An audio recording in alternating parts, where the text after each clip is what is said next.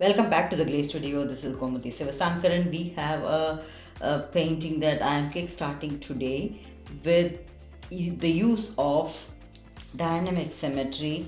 This series of paintings that you will see will not be essentially tutorial format, but having some sort of instructions here and there once in a while, so you can just follow through how things are done.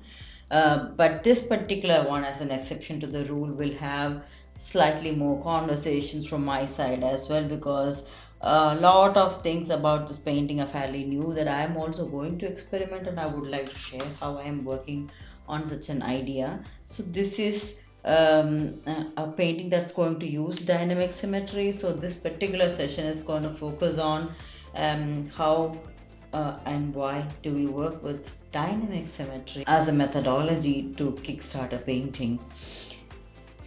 So this particular idea is about a girl going to school, but not like the normal way that we could imagine. So this is a 26-second video that was taken on a mobile phone, I suppose, on some part of Colombia, South America, where children have the struggle to go to school because there is no proper roads or no proper transportation available in some of the locations, where they have to jump from one rock to the other, going through or crossing over water bodies, floods possibly, through a ranch. And that image was so striking for me, and I thought, okay, can we try to work around this and create something around this. The video itself, I'm not very sure whether it's possible for us to add the video in this particular session. If we can, we will try to do that, but I am not sure we have the authorization to do so. So given that, with a video footage like that, so we don't have clear shots or images, so what I could do, or what anyone could do, to pick up a storyline from a moving picture, a motion picture, we take screenshots. That is the easiest way to pick up certain things from a movie. But when you have a moving picture, let's say a film by Warner Bros. Or another company that is taken, a picture making company, then there are a few things that are already taken care of, like for example the lighting, shades and such. It's taken care of. The picture quality is fair enough for us to choose certain objects or certain characters and take screenshots, so it would somewhat work. At least in the beginning level, we will be given some kind of color coordination, so it's guided in a way. But in cases where you have a random image or a random picture taken by somebody that you do not know, and you might not have the source document available, yet you are motivated to work on a painting or a creative artwork like that, so then the challenge is you have very limited resources. Lighting isn't right, the shades aren't right, you cannot see the characters perfectly, and that's exactly the case we have. So that is the primary challenge that I have taken up today. So I have, like I said, I took screenshots of the images. It's as good as not showing it to you here as well, because the quality itself is so low. But it's just for me to figure out where things are. So there is a girl, and she is trying to jump off this. She's standing on a rock. She's having her school uniform and shoes and socks and the water bottle and her backpack and such. She's jumping all with that, around. So that's the thing. And I have I can possibly maybe try to link the video itself in the description when it comes to that, because I don't think we can add it to our video. but what you have is a powerful image. Forget about the quality of it, we have the idea of it. So what I wanted to do with it is, there is this storyline of one single girl, but when I try to communicate with people to understand what exactly is the situation about, I got to understand that there are some rural areas where there is possibly not a good connecting road available or bridge available, and the children go to school this way. So this is a challenge that they have been facing, and they just do it. The boys and girls just do it. So what I'm going to do is to tell the storyline of this child jumping off, crossing over the water body, but her own image we could transport in different locations and show like many other children as well doing that. So we get the transition, we get the vision of how the children are traveling to school, going to school.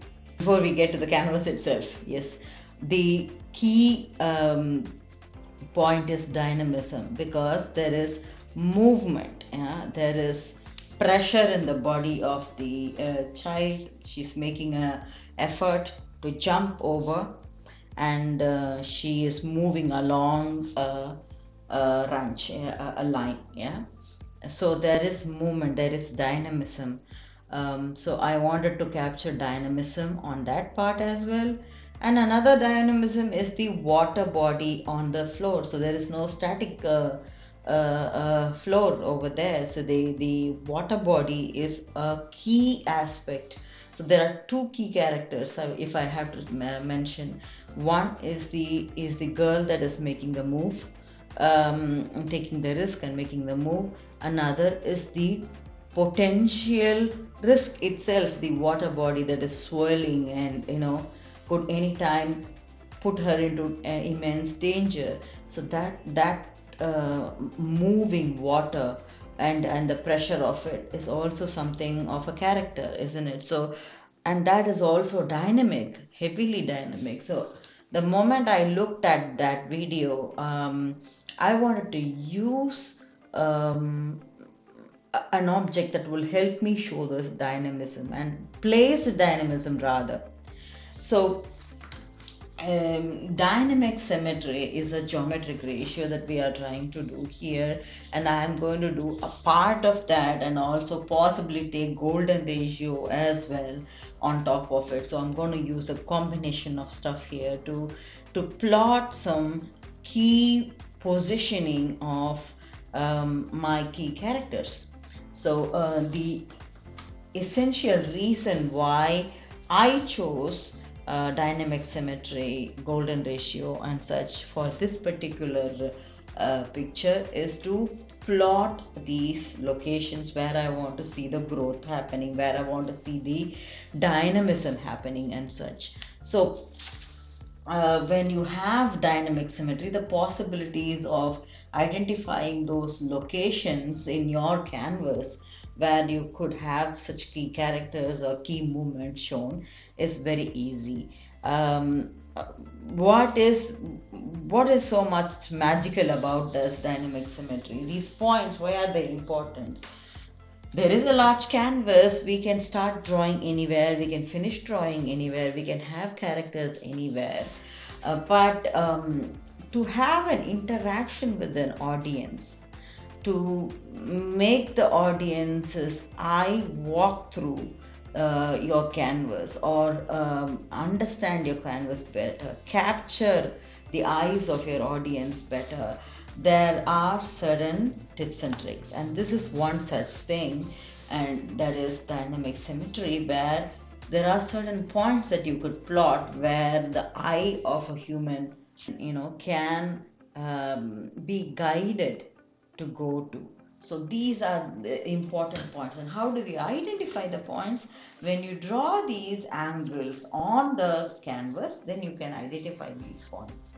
So once we are through this exercise of drawing it and also drawing, then deciding where the characters are going to be, then we'll give a great idea as to where eye of an audience can be guided to.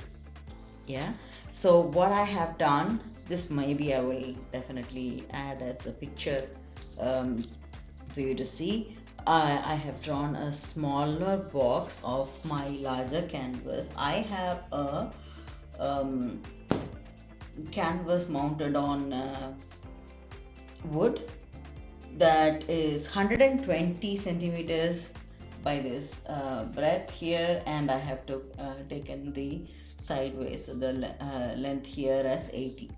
Yeah, so this is 120 by 80 centimeters. So what I did was to do a smaller box rectangle here with the 12 by 8 centimeters, so I could see how the calculations can be done or how things could work together. So I did that, and I have started plotting this, and I'm going to share very quickly with you on how I go about using very minimal things. I do not have vernier calipers, and I do not have set squares that are large enough for such sizes of canvases. So I use a measuring equipment like this, that is foldable and stretchable. So I have a measuring scale like this, and I have old painting scales as well. I don't know what to call them as. They are available when you are buying paints for your home, wall, or such. I think this comes for free along with the paints book, so that you can just mix the paint in the huge bucket or such. So this is something really handy, and I have this a couple of the sizes here. These two are something that I use, and it works okay for me. It is just that I'm also aware of not having a set square or a larger what do you call, protractor or such. I have the smaller ones that is used by school children. I have the smaller size, but I do double check on what I draw after I have done it. So I will first go through what I have done so far, and then show you how I'm doing it. Then you can follow through. So there are some important lines in a dynamic symmetry. To plot that, I think the first important thing is that give names to each corner of our canvas, and we call this corner as corner A, that's B, C and D. So you have seen that I have already linked A and C and B and D here like a cross mark going across, and this diagonal is called the diagonal that is linking the A and C, A to C, is called the Barak angle, and the one that is connecting B through D is called that is called sinister angle. So to do that, what I did was to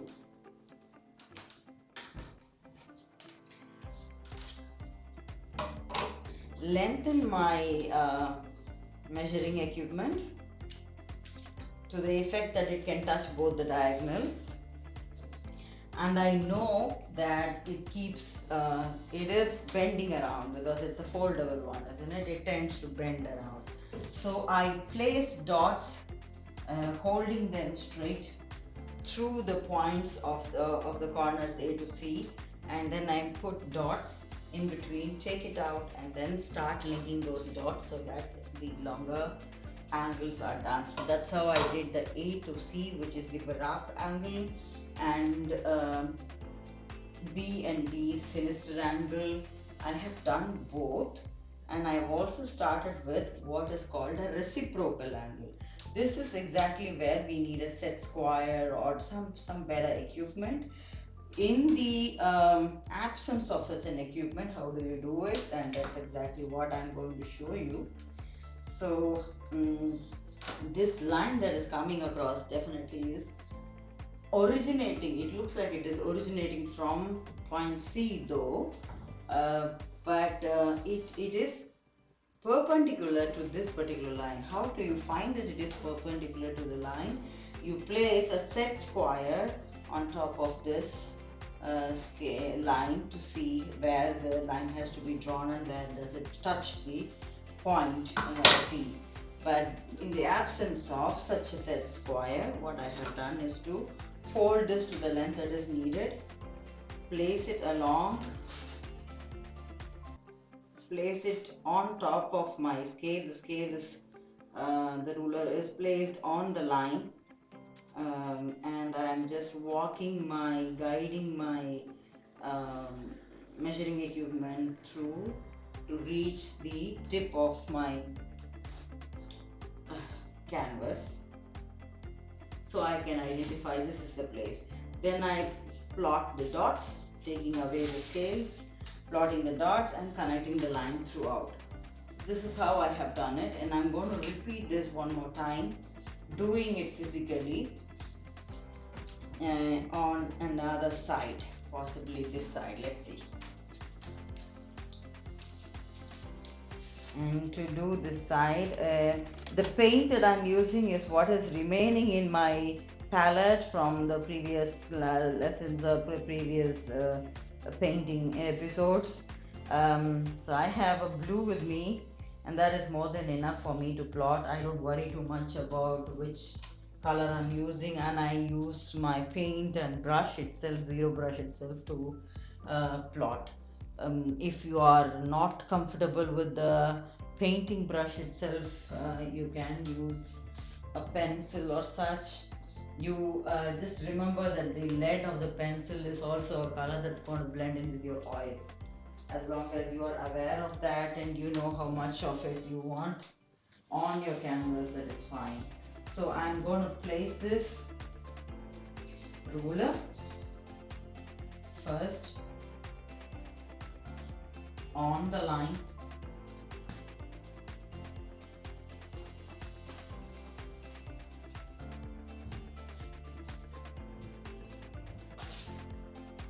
ruler first on the line, placing this equipment on top of the line so that it can glide. So glide it along. Don't push it along like this, because it will get you in an angle, but it is not the right or perpendicular angle. So I'm just gliding it along until it reaches the position where it is comfortably seated on top of this, yet it can touch the tip B. I think I'm nearly there.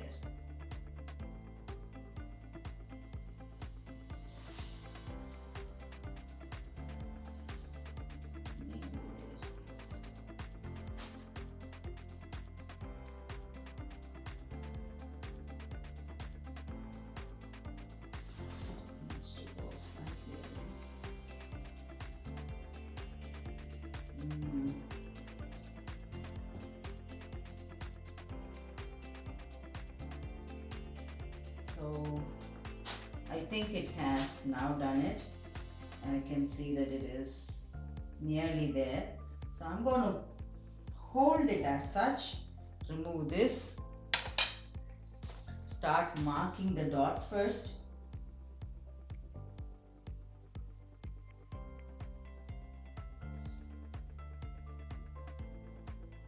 That's reaching the tip of my canvas, that is the B corner. Before I start to draw the line, I want to check that it goes correctly. So I'm going to place my protractor on top of this line to see if that is the exact 90-degree or perpendicular angle. Yes, it is. So what I do, because I didn't use the proper equipment, isn't it? So I'm just double checking with that. All these the small protractors and geometrical equipments can be easily found in any store. You don't have to invest much in it. It's just school children stuff that itself will do if you aren't working too much on this. if you're relying on, or if your art is totally relying on dynamism, then you must possibly invest in something that is even more helpful in the long run, because you will be frequently doing such a thing, isn't it? So it gives meaning that you are using a huge vernier caliper or something like that. Otherwise, what I'm doing is pretty much okay for us to find some important points. Yeah. So there's going to be a lot of very important points that will jump out in front of you to figure out. So once you're done with this lines, so can we see right now already we have one important center point because of our BRAC and sinister angles. Now the reciprocals are giving you few more important dots. You can build the reciprocal until the end of the canvas. So you get another dot here. So there is another dot that is very important positioning there that you could use. It need not necessarily that you will use every single crossing point. It's up to your idea where you want to place and how do you want to tell the story. So at the beginning of it, just be open to any type of angle that is coming up. So build the structure and then let's see how that goes. So we have two reciprocals done. We have two more reciprocals to do, and the way I feel comfortable is to topple the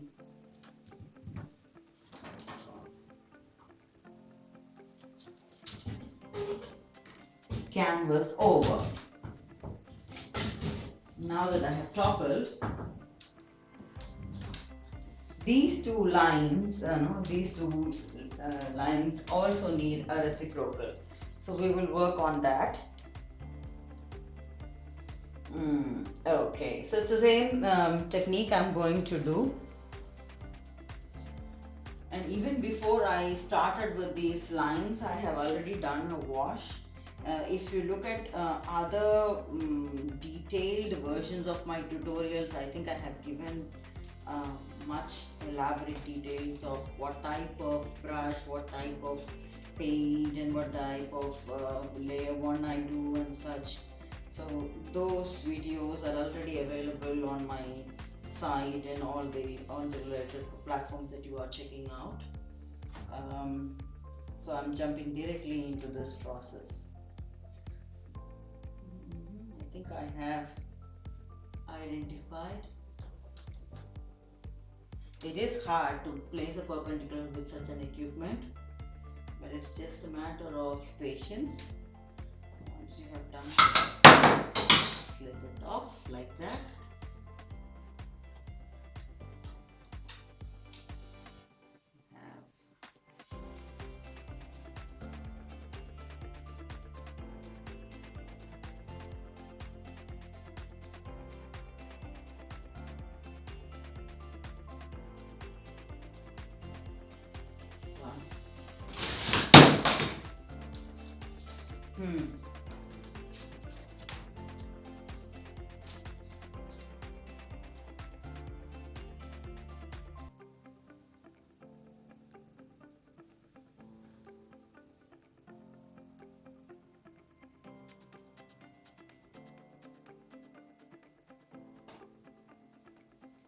Okay, yes, it's falling in the right direction.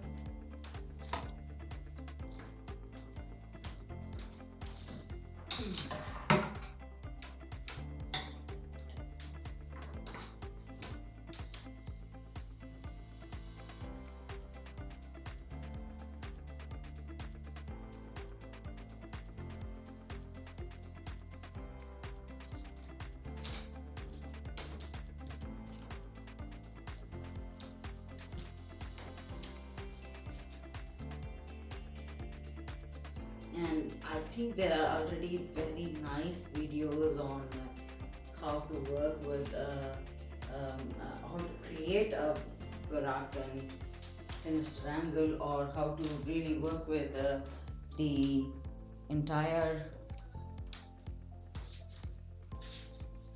dynamic symmetry. There are many videos already available on the net, so I'm not going to keep that detailing. It's just that how do I do it on my large canvas, and how does one do it when we have minimum resources. So that's an interesting aspect that I wanted to cover today. So we are done with 3 of the reciprocals. The last one, but not the least, is right here. Let's do that.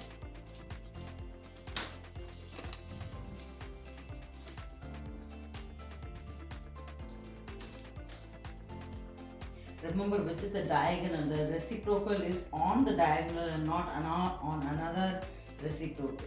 Yeah. So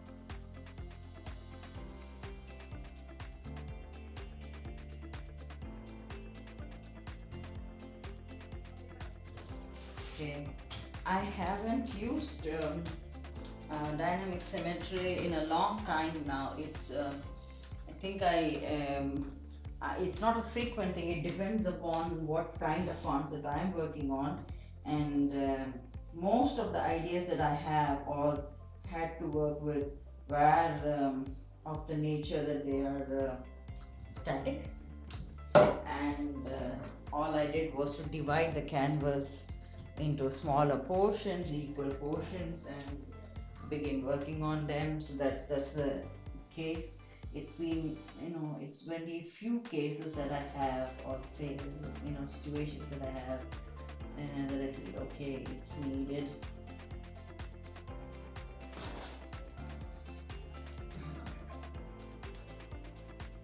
Yes, if this is done, I can now draw the line.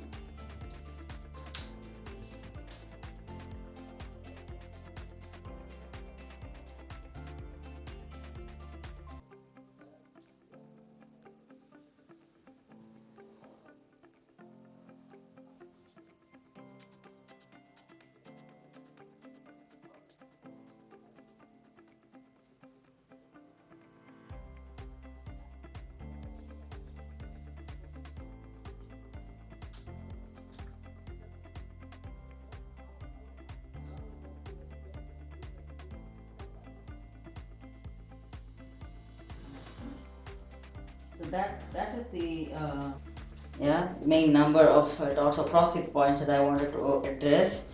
So there is one crossing point here, there is one crossing point here, and there is one here, and you have a central crossing point. There is another one here. So we have about 6. This is fair enough for me to work with, but I would also like to have the golden ratio to be added here and see how that goes. I'm going to go ahead with the next step of making the golden ratio, but there is one thing that I wanted to tell you about what we have done so far, is that I might have gone wrong with the reciprocals. And how did I know that it is wrong? This is a very like I said, we are using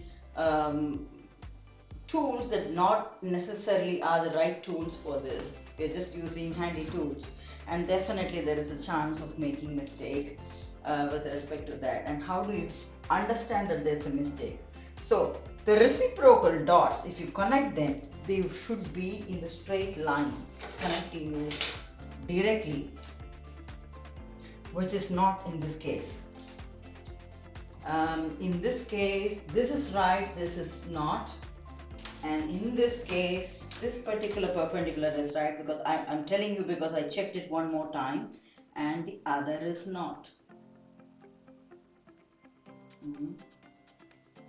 So the perpendicular is hitting somewhere over here.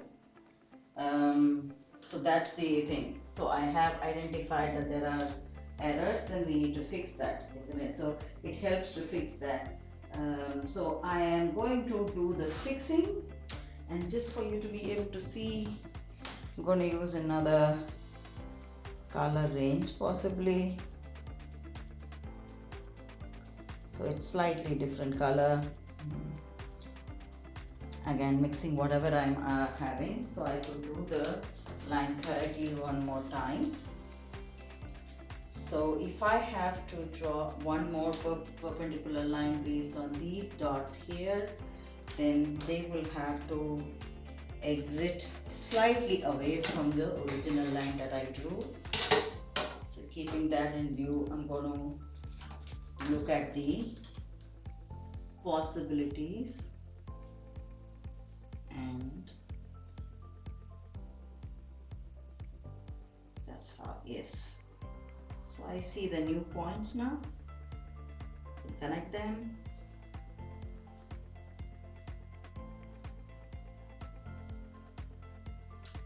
These are easier ways to check ourselves that we have gone wrong and fix.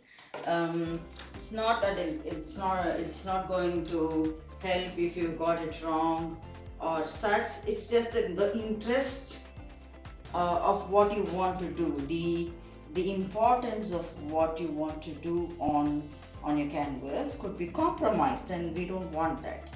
And I knew I'll make a mistake, so I recorded it as such, so I could also show you. Not that I want to have mistakes, but I happen to have mistakes. Yes, and it helps to show how to fix as well. So that's one line corrected.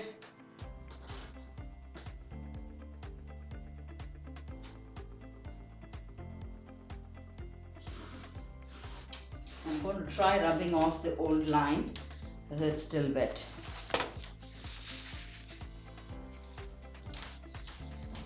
And that's why I said, it helps to have the lines painted with oil, so I can just take it off from oil. Lead of a pencil spreads, I don't like it personally, and I know that I'm prone to making mistakes, so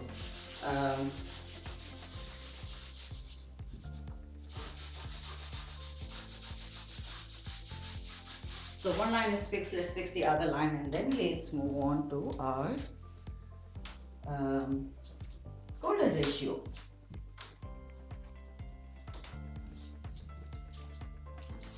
So right here I have also checked this, and I sort of plotted the possible correct angle that should go here.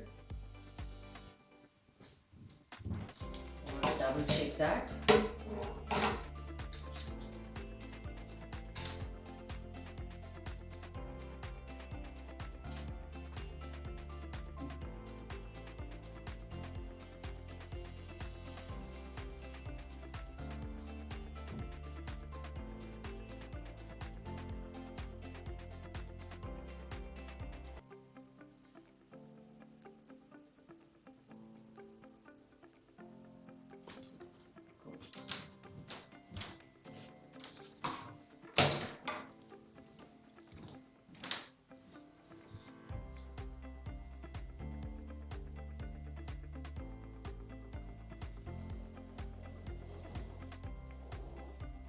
Nearly there.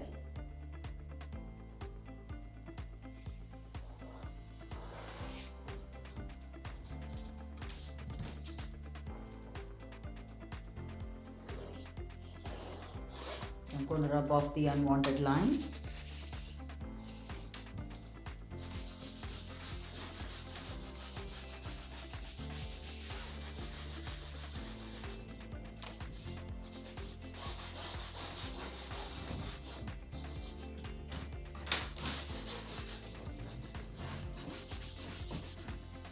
before we start the golden ratio, the question is, do we also need the golden ratio? The answer is yes and no.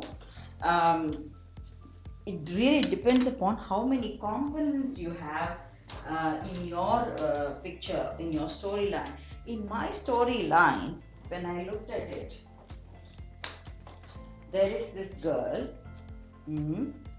So you want to show this girl, you want to show the water body, you want to show her transition. There is a rope hanging. She is holding on to what is a fisherman's net that is hanging to the ranch, and that is also another equipment that she is relying on terribly to run through. Yeah, so that's also there. So many things are there.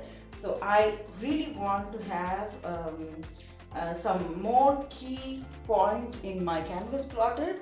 So I might choose some of them, I might leave out some of them, but I want them. That is also a reason why I chose to do a couple of ratios plotted here before I get started with the painting. But in your case, if you are painting something that is so simple, has a couple of characters only, then that are moving around, let's say a dancing scenario or such, then maybe you can get started with that, so you already have what you need and you can get started with that depending upon what you have. So in this particular case, I want a few more lines drawn. So I'm just thinking of a few more lines, and I want to use golden ratio. Golden ratio is a very simple formula.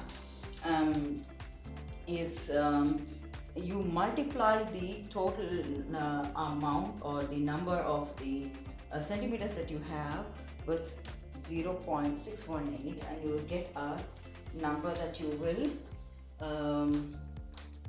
divide that into. Yeah, so I'm going to do this calculation. I don't know if that is clear enough.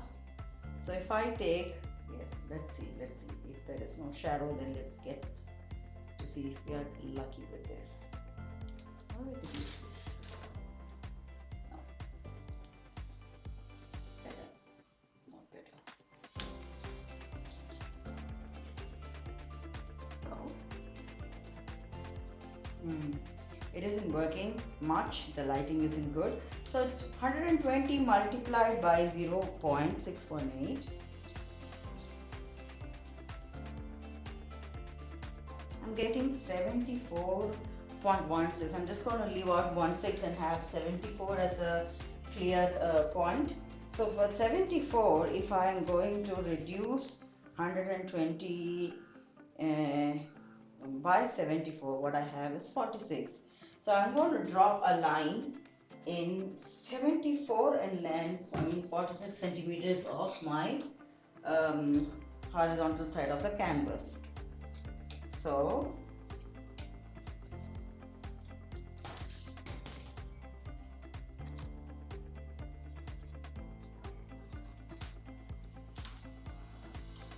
this is a little easier one to mark because it's just vertical lines.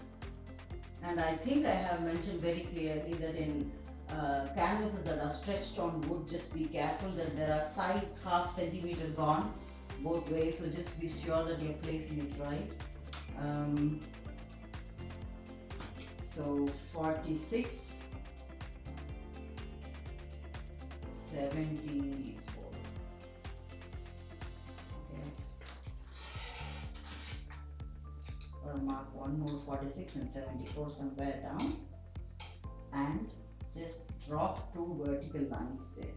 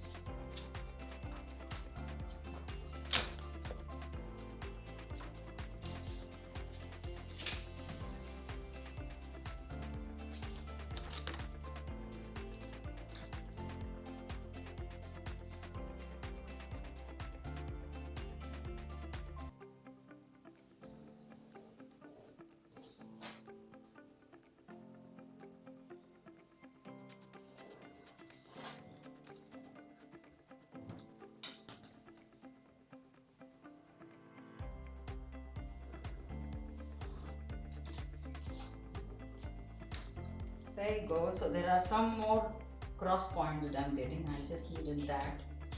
Yeah.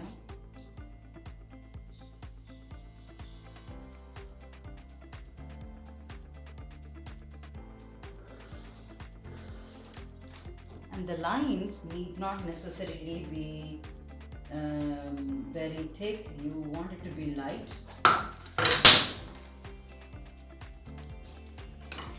because these lines will fade away obviously when you are working on the painting and developing the painting further.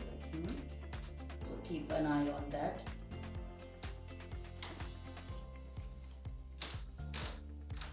All right. You know one thing, my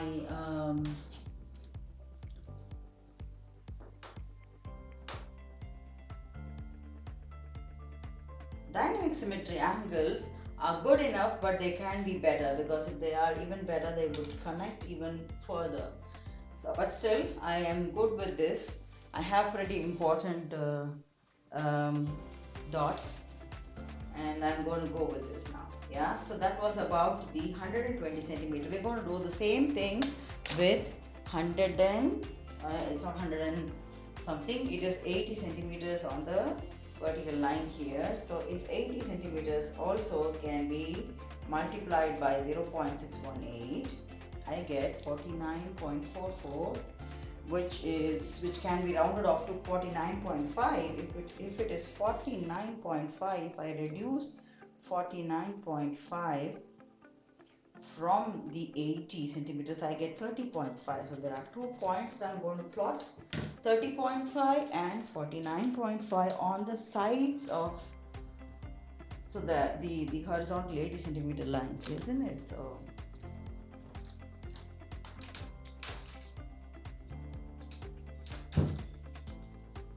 holding it this way. Why am I holding it vertically? The line has to go horizontally anyways. Yeah, so I'm just plotting them on this platform. So 30.5, 49.5. I'm going to do one more marking here.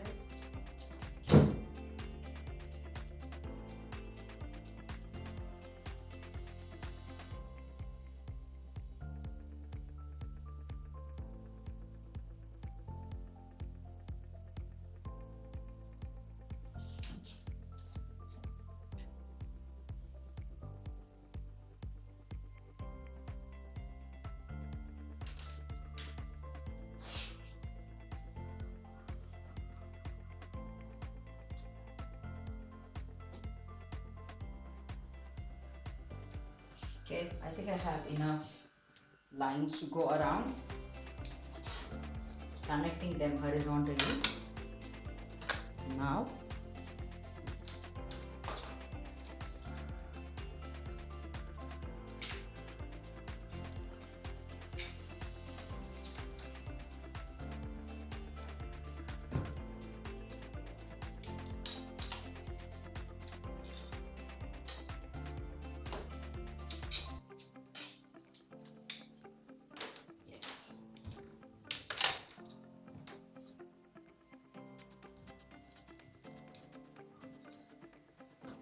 doing the horizontal connection now.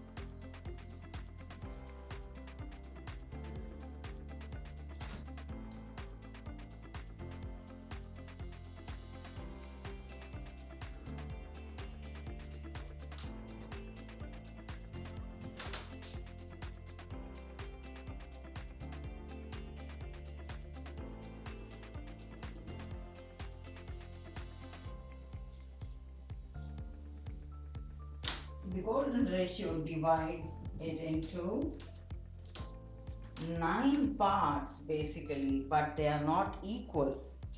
sizes. Yeah, again another logic that goes by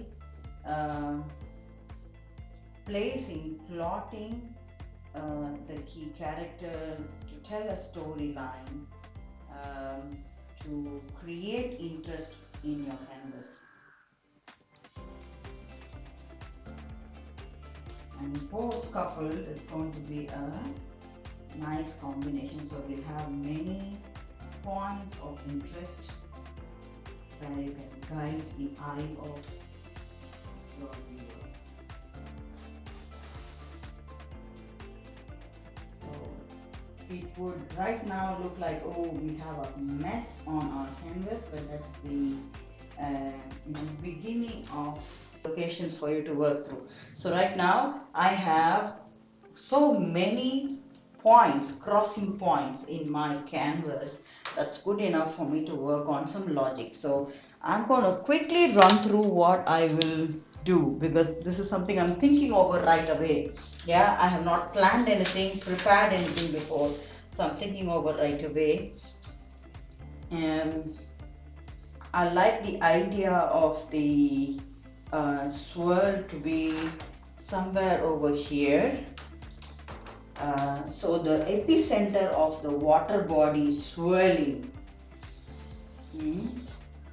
should be here. Of course, the water runs through, all the way from the left to the right of my canvas. But the swirl where the water is just getting dangerous is going to be there, and the children will have to be running around this line, reaching the other end. So where could be the other end where they are reaching? And that will be, I think, if it is right opposite to this swirl on the top here, it will be nice. That's an interesting way to go through. We need to have the lifeline of the children swinging, hanging around this reciprocal line. Yeah, and somewhere here I want the girl to be holding this net, and she is going to be standing here. Her body, the main body of this first girl is going to be hitting in this cross lines here. Her body and her presence is going to show here. So this is my idea, and the rope is going to hang around like this, and we can have few more plots, few more children shown in a smaller angle going around in this line, or slightly above the line to keep it deeper.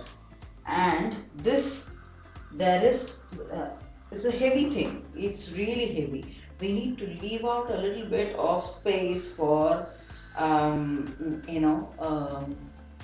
the forest trees are also there, so there is some sort of spacing that I want to leave on the top for a little bit of sky to be visible.